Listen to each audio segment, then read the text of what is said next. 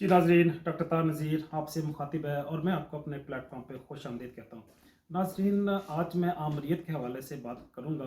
आमरीत पे हमें क्यों बात करने की ज़रूरत महसूस हुई है, हम क्यों इस पे डिटेल में जाने की कोशिश की है आज। इसकी वजह यह है कि आमरीत असल में इंसान के बुनियादी हकूक़ को मजरूह करती है। ये अल्लाह ताला की सबसे बड़ी नेमत आज़ादी को मजरूह करने वाला सबसे बड़ा फैक्टर है, जो इस कुर्रा अर्ज़ में, इस धरती में, इस पूरी कायनात में सबसे बड़ा फैक्टर है जो हमारी आज़ादी को मजरूह करता है और इंसानी हकूक़ को ख़राब करने वाला सबसे बड़ा फैक्टर है। हाँ, तो अगर हम आमरीत के हवाले से बात करें तो आमरीत को हम दो मेन कैटेगरी में डिवाइड करते हैं। एक तो इनफरादी आमरीत हो सकती है, कोई मखसूस शख्स या आदमी अपनी ज़ाती और शख्सी हैसियत से किसी कौम, कबीले या मुल्क पे मुसल्लत हो जाए।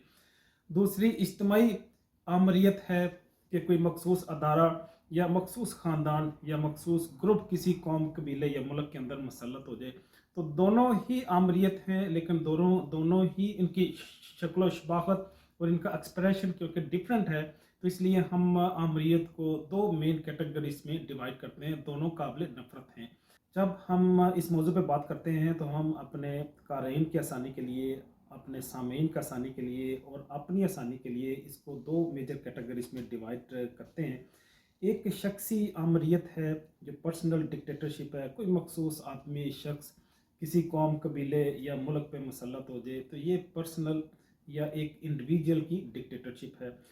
दूसरी डिक्टेटरशिप इज्तिमाई है, वो कोई कौम, कोई कबीला भी हो सकता है, कोई मखसूस ख़ानदान भी हो सकता है और आजकल के मॉडर्न दौर में कोई मखसूस अदारा भी हो सकता है। और ये अदारा अमूमन आर्मी होता है, मिलिट्री होती है, फ़ौज होती है किसी भी मुल्क की, जो किसी कौम के ऊपर मसलत हो जाती है, हुकूमत को कंट्रोल करती है, फिर अपनी मर्ज़ी से चाहे फ्रंट पे चाहे बैक एंड पे रह के सारे फैसलों पे असर अंदाज होती है। और ये फ़ौजी डिक्टेटरशिप इंटरनेशनल एस्टेब्लिशमेंट को सूट करती है। वो क्यों सूट करती है? क्योंकि उनके लिए उस मुल्क, उस कौम और उस हुकूमत को दूर बैठ के, सात समंदर पार रह के कंट्रोल करना आसान हो जाता है। कोई बंदूक की ज़रूरत नहीं पड़ती, एक गोली चलाने की ज़रूरत नहीं पेश आती, कोई मिसाइल नहीं चलते, कोई मैरीन शिप्स नहीं आती। वो दूर से बैठे सिर्फ एक फ़ोन कॉल करते हैं, पत्थर के ज़माने में बचाने की बात करते हैं, धमकी देते हैं और अपनी मर्ज़ी से जो भी चाहे वो करवा लेते हैं।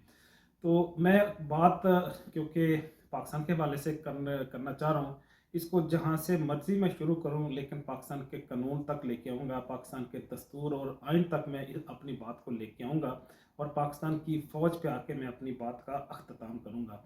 तो हाँ, इन जो आमरीत है, आमरीत इसलिए काबिल नफ़रत है क्योंकि ये अल्लाह की दी हुई सबसे बड़ी नेमत को मजरूह करती है। वो कौन सी नेमत है? वो आज़ादी है, वो खुद मुख्तारी है। अल्लाह अल्लाह ने जब इंसान को तख्लीक किया तो हमें आज़ादी और ख़ुद मुख्तारी दे दी। यूँ ही हमें दूसरी मखलूक़ात से, मेरा कहने का मतलब ये है कि फ़रिश्तों से तख़सीस करती है। उनसे हमें हमें मुख्तलफ़ करती है कि हम फ़रिश्तों से इसलिए मुख्तलफ़ हैं कि अल्लाह ने हमें अख्तियार दे दिया और इस अख्तियार के बावजूद भी हम अल्लाह की अलूहियत और अपने रब की रबूबियत को मानते हैं, उसको सजदा रेज़ करते हैं, उसी उसी के सामने झुकते हैं, उसी से मदद मांगते हैं, जिसको इमरान खान इय्याका नअबुदु व इय्याका नस्तईन कह के पुकारता है। और वो हकीकतन उसकी बातों से, उसकी सरगर्मियों से पता भी चलता है कि वो एक खुदा को मानता है, एक खुदा के सामने झुकता है, उसी की रबूबियत का कायल है। बात को आगे बढ़ाऊँगा। मैं समझता हूँ कि इन फ़ौजी ताकतों के सामने ये इनफ़रादी, इज्तिमाई या कॉर्पोरेट बिज़नेसेस की जो जो डिक्टेटरशिप है, आमरीत है, ये इंसान को कुफ़र के दर्जे में भी ले जाती है, इंसान को शिरक के दर्जे में भी ले जाती है। मैं इतने संगीन लफ़्ज़ क्यों इस्तेमाल कर रहा हूँ? ये बड़ा सख्त लफ़्ज़ है, किसी को मुशरिक कहना, किसी को कोई शख्स अगर कुफ़र का इर्तिकाब कर रहा हो, उसको पॉइंट आउट करना, ये इतना आसान नहीं है, ये बात करना। ये बात इसलिए कहता हूँ कि जब हम एक अल्लाह को अपना राज़िक, अपना मालिक समझते हैं, तो फिर हम किसी और के दर पे जाके क्यों झुकते हैं? उसकी बात हम क्यों मानते हैं? उसकी बात का हमें ये भी पता होता है कि ये इस्लाम से, कुरान के, हमारे नबी के फरमान से टकराती है, फिर भी हम उसकी बात को मानते हैं, उसकी फरमाबरदारी करते हैं। तो इसका मतलब है हम अल्लाह के अहकामात की जो ओ اس کے احکامات کے منافی بھی چلتے ہیں، اور منافی چلنے کے بعد بھی ہم اگر ایمان کا دعویٰ کریں تو میں سمجھتا ہوں کہ یہ تو ایک عجیب سی بات لگتی ہے۔ لیکن بہرحال ہم ایک اللہ کی ربوبیت کو مانتے ہیں، اگر کسی اور رب کو کسی بھی شکل میں کسی بھی سطح پہ مانیں گے تو وہ شرک اور کفر کے زمرے میں ہی آئے گی۔ بات کو آگے آگے بڑھاؤں گا۔ پاکستان کی تخلیقی آزادی کے نام پہ ویسی ہوئی تھی۔ پاکستان کا تو مطلب ہی لا الہ الا اللہ تھا کہ ہم ایک اللہ کی ربوبیت کو مانیں گے، ایک رب کو جانیں گے، اسی کے سامنے سجدہ ریز کریں گے۔ ہم کسی برٹش امپائر کو نہیں جانتے، ہم کسی کفریہ طاقت کو نہیں جانتے۔ اسی کلمے کی بنیاد پہ، اسی آزادی کے نام پہ، اسی ایک رب کی ربوبیت کے نام پہ ہمارے بھائیوں نے، بہنوں نے، ہمارے بزرگوں نے قربانیاں دی۔ آج بھی انڈیا کے اندر جو ہمارے بہن بھائی رہ گئے ہیں اور وہ جو قربانیاں اور وہاں پہ جو حالات ہیں ان کو برداشت کر رہے ہیں، تو اسی کلمے کی وجہ سے ہے، ہم اسی نبی کی وجہ سے ہے، اسی قرآن کی وجہ سے ہے۔ گویا ہم کسی بھی حاکمیت کو نہیں مانتے، ہم صرف ایک اللہ کی حکومت کو مانتے ہیں۔ ہم کسی فوجی آمریت ہو یا کسی مخصوص سیاسی جماعت کی اجارہ داری ہو یا کسی جاگیردار وڈیرے کی اجارہ داری ہو، ہم اس کا انکار کرتے ہیں۔ ہم کیوں انکار کرتے ہیں؟ کیونکہ ہمارے نبی نے ہمیں سکھایا کہ لا الہ الا اللہ، کہ صرف دنیا میں ایک اللہ ہی رب ہے، اسی کی ہم عبادت کریں گے، اسی کے سامنے جھکیں گے۔ بات کو آگے بڑھاتے ہوئے میں تاریخی اعتبار سے کچھ چیزیں آپ کے سامنے پیش کرنے کی کوشش کروں گا کہ ہم نے سنا ہوا ہے کہ تاریخ میں ایک فرعون تھا، نمرود بھی تھا، ہم شداد کو بھی جانتے ہیں، حامان کا نام بھی سنا ہے، ایک ابرہہ بھی تھا جس نے مکہ پہ حملہ کیا ہوا تھا۔ لیکن یہ سارے جو وقت کے فرعون تھے، وقت کے حاکم تھے، ایون انہوں نے اپنے دور میں ربوبیت کے بھی دعوے کیے، یہ سارے قابل نفرت کردار ہیں، لیکن انہوں نے اپنی انفرادی اور شخصی حیثیت سے ملکوں اور قوموں کو غلام بنا کے رکھا ہوا تھا۔ فتح مکہ کی بات کروں گا، یا اللہ کے نبی کی بعثت کے وقت کی بات کروں گا، جب انہوں نے مکہ کے اندر اپنی نبوت کا دعویٰ کیا، لوگوں میں اسلام اور ایمان کی دعوت اور تبلیغ کا کام شروع کیا، سرداران مکہ ان کے سامنے آ گئے۔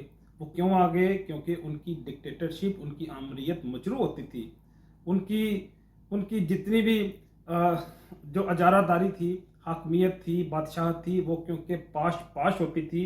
وہ کیوں پاش ہوتی تھی؟ کیونکہ ہم تو ایک اللہ کو مانتے ہیں، ایک اللہ کی ربوبیت کے قائل ہیں، تو اس لیے باقی سارے جعلی خداؤں، سرداروں، بادشاہوں کی حاکمیت مجروح اور ختم ہوتی تھی۔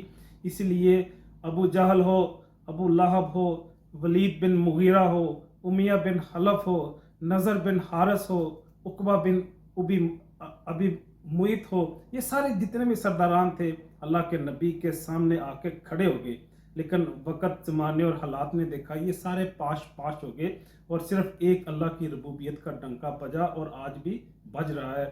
تو بات کو آگے بڑھاؤں گا، امام حسین علیہ السلام کی بات کروں گا۔ وقت کے ظالم حکمران سے ٹکرا گئے، لیکن اس کی بیعت نہیں کی، اس کی ملوکیت کو نہیں مانا، اس کے ظلم اور ستم کو نہیں مانا، تو آج بھی لوگ امام حسین کو عزت کی نگاہ سے دیکھتے ہیں، آج بھی یزید سے نفرت کرتے ہیں۔ تو یہ بھی میں سمجھتا ہوں ایک ملوکیت سے، آمریت سے نفرت کی ایک علامت تاریخ میں ہمیں ملتی ہے۔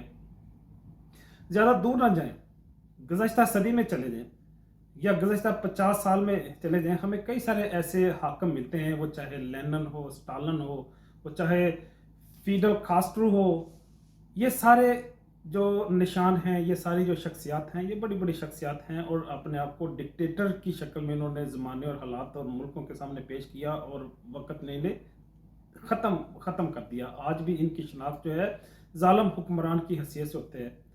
ہم دیکھتے ہیں ایون اسلامک اسٹیٹس میں، مسلم معاشروں میں بھی ڈکٹیٹرشپ موجود ہے۔ ایون عراق میں ہم دیکھتے ہیں، صدام حسین کو اگر لیتے ہیں، کرنل قذافی کو دیکھتے ہیں، یہ شخصیات اچھی بھی ہو سکتی ہیں، ضروری نہیں ہے ڈکٹیٹر تھے تو انہوں نے کوئی برے کام بھی کیے ہیں، لیکن ڈکٹیٹرشپ اور ملوکیت بذات خود ایک بری چیز ہے۔ میں سمجھتا ہوں آج بھی اگر ہم مصر میں دیکھیں تو وہاں پہ ابو الفتح سیسی کے نام سے ایک آمر مسلط ہے، فوجی حکومت ہے، لوگوں کے جمہوری حقوق کو مجروح کیا جاتا ہے، اور اس نے ایک جمہوری حکومت کو، منتخب حکومت کو فارغ کیا، ڈاکٹر مرسی کو معزول کیا، اور خود ایک ڈکٹیٹر بن کے ملک پہ مسلط ہو گیا، اور اس کو انٹرنیشنل اسٹیبلشمنٹ کی بھرپور حمایت حاصل ہے۔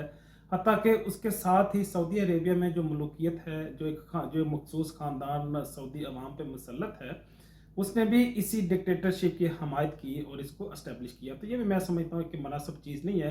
तो डिक्टेटरशिप ये नहीं है कि सिर्फ़ पाकिस्तान के अंदर ही मौजूद है, वो चाहे सामने आती हो, चाहे पीछे रह के लोगों को नंगा करती हो, तशद्दुद करती हो, पाकिस्तान के अंदर डिक्टेटरशिप बहरहाल मौजूद है।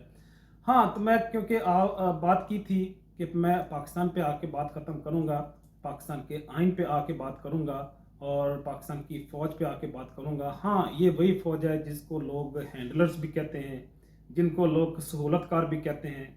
इसी पाकिस्तान की मसल्ह फ़ौज को लोग एस्टेब्लिशमेंट के नाम से भी जानते हैं।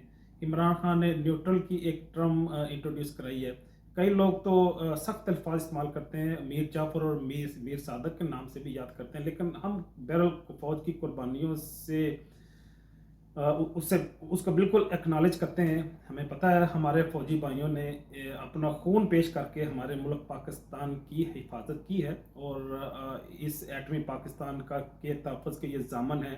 लेकिन बहरहाल एक अदारे की हैसियत से इनसे कई सारी गलतियाँ भी सरज़द हुई हैं, जिन्हें मैं समझता हूँ पॉइंट आउट होना चाहिए, ताकि हम आइंदा आने वाले दिनों में इन गलतियों का इर्तिकाब दोबारा ना करें। इनको नामालूम कुफ्तों के नाम से भी जाना जाता है। कुछ लोग इन्हें खलाई मखलूक भी कहते हैं और मैं समझता हूँ कि ये पाकिस्तान के इंतखाबात में भी असरअंदाज होते हैं, पाकिस्तान के सियासतदानों को भी कंट्रोल करते हैं, पाकिस्तान की अदलिया को भी कंट्रोल करते हैं। आधी रात को बेचारे जजों के सोने का टाइम था, उनको उठा के मसनदों पर बैठा दिया कि पाकिस्तान की नेशनल असम्बली को रीइंस्टेट करो, बहाल करो। ये पुलिस पे भी इन्फ्लुएंस करते हैं। पाकिस्तान के कई सारे दानश्वर, जिसमें औरिया मकबूल जान का सबसे बड़ा नाम है, वो तो सरेआम कहते हैं कि जिस दिन सानहा मॉडल टाउन, सानहा यतीम खाना चौक, सानहा बल्दिया टाउन, 12 मई, इनके हवाले से एक मुनसिफाना फैसले आ गए, लोगों को इंसाफ मिल गया, एक बहुत बड़ा इनकलाब बर्पा हो सकता है। तो क्यों नहीं इनके हवाले से इंसाफ हो सकता, क्योंकि सबको पता है कि इनके पीछे कौन लोग हैं, कौन इनको तहफ़्फ़ुज़ देते हैं, कौन इन इंसिडेंट्स के ज़िम्मेदार हैं। बात को आगे बढ़ाऊँगा, इमरान खान साहब की बात करूँगा। उनके धरने पे जिन पुलिस ऑफिसर ने शेलिंग की थी, बच्चों, ख़वातीन पे और लोगों पे तशद्दुद किया, उन पे जब तफ्तीश शुरू की, एक फ़रिश्त बनाई गई, तो परवेज़ इलाही साहब को फ़ोन आना शुरू हो गए कि नहीं, तफ्तीश नहीं करनी, और वो केसेस बंद कर दिए गए। तो वो कौन फ़ोन करता है? नो नंबर से कौन फ़ोन करता है? वो हम सब लोग जानते हैं, वो यूँ ही नामालूम ताकतें हैं, ये यूँ ही खलाई मखलूक है, ये यूँ ही आमरीत है जो पाकिस्तान के अंदर मुसल्लत है और हमारी आज़ादी को मजरूह करने वाले लोग हैं। बात को आगे बढ़ाते हुए मैं पाकिस्तान के दस्तूर की बात करूँगा, आइन की बात करूँगा। हमारा आइन भी हमें एक रब की रबूबियत सिखाता है।